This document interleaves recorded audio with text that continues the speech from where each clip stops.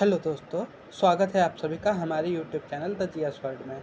आज हम बात करने वाले हैं रिवॉल्ट ऑफ 1857 के कॉजेज़ के।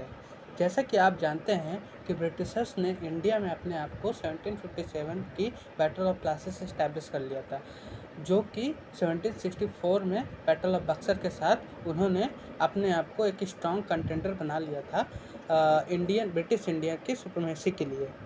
इसके एग्जैक्टली 100 ईयर्स के बाद हम देखते हैं एक मैसिव रिवॉल्ट होता है, रिवॉल्ट ऑफ 1857 के अंत में, जिसको वी.डी. सावरकर ने first revolt of Indian independence के नाम से silver jail of Andaman Nicobar में लिखा हुआ है।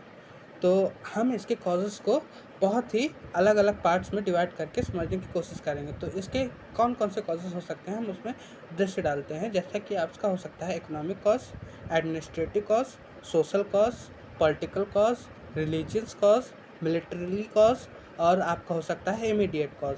तो हम इसको सबसे पहले इकोनॉमिक कॉज के दृष्टि से देखते हैं। जैसा कि आप सब जानते हैं कि हमारी जो स्ट्रक्चर थी ब्रिटिशर्स के आने से पहले, वो थी self sufficient village economy, rural economy के रूप में।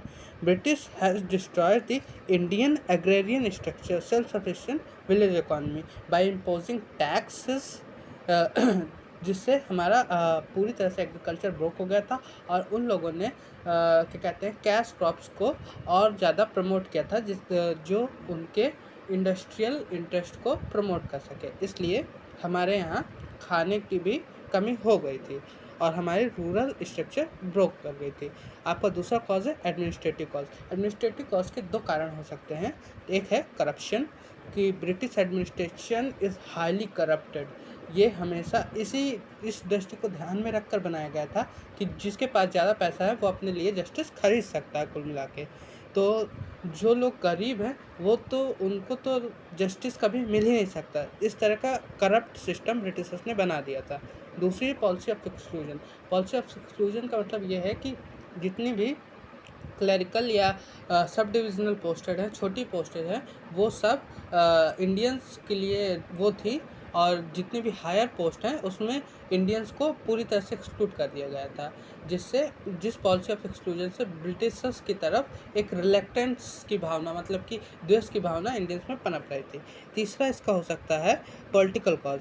पॉलिटिकल कॉज ये है कि लॉर्ड डलहौजी की जो पॉलिसी ऑफ एनेक्सेशन है वो एक पीक पर पहुंच गई थी उस टाइम पर। 1850s के टाइम पीरियड पे इनने मैक्सिमम रियासतों को अनेक्स कर लिया था और उनके जो रूलर्स थे उनको रेंडर कर दिया था, फालतू बना दिया था बिना किसी प्रॉपर्टी के। उनको हर एक रीज़न मिल गया था ब्रिटिशर्स के खिलाफ रिवॉल्ट करने का।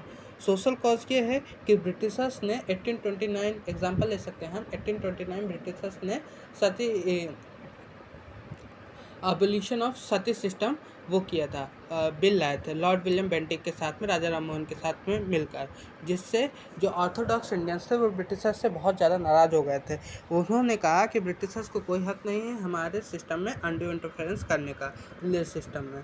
तो इसको हम देख सकते हैं। और 1856 में जब ईश्वरचंद्र विद्यासागर के साथ मिलकर विडो रिमैरिज एक्ट आया, उसको भी हम देख सकते हैं कि ब्रिटिशर्स का अनड्यू इंटरफेरेंस हो रहा है हमारे सोशल स्ट्रक्चर में, जिसको हमने हर स्थिति से वो किया है।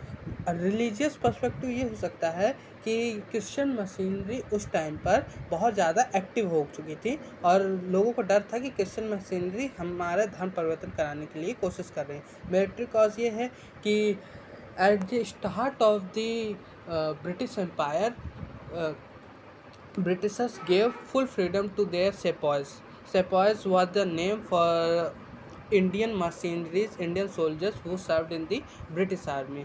उनको हर तरह की छूट थी, लेकिन 1850s के आते आते ब्रिटिशर्स 1830s के आते आते 1830s 1840s के टाइम पीरियड में ब्रिटिशर्स अपनी आर्मी को एक यूनिफॉर्म स्ट्रक्चर देने की तरफ, तो उन्होंने जो भी रिलीजियस सिंबल लोग होल्ड करते थे अपनी आइडेंटिटी को दिखाने के लिए, लोगों ने ब्रिटिशर्स ने यूनिफॉर्मिटी के लिए उसको बैन कर दिया, जिससे ये मिलिट्रीली कॉज ब्रिटिशर्स के सामने उभर के आता है। और इस 1857 के रिवॉल्ट का इमीडिएट कॉज ये होता है कि इन फील्ड राइफल आती है फील्ड पर, जिसकी जो बुलेट्स होती हैं उनकी ग्रेड्स बुलेट को वो बनी होती हैं काऊ और पॉक की फैट से बनी होती हैं, मीट से बनी होती हैं, जिन्हें मुंह से खींच कर निकालना होता है, जिससे हिंदू और मुस्लिम दोनों की जो सैंक्टिटी होती है वो प्रभावित होती है। जिसे 1857 में मंगल पांडे ने बैरक पुछावनी में अपने ही कमांडर को गोली मार दी थी, सिर्फ इस कार्ट्रिज को यूज़ ना करने के लिए। इससे यही इमीडिएट कॉज आगे बढ़कर बैटल ऑफ रिवॉल्ट ऑफ 1857 के रूप में सामने आता है। तब धन्यवाद आपका इस वीडियो को देखने के लिए। मिलते हैं अगली वीडियो में, तब तक के लिए स्टे ट्यून्ड।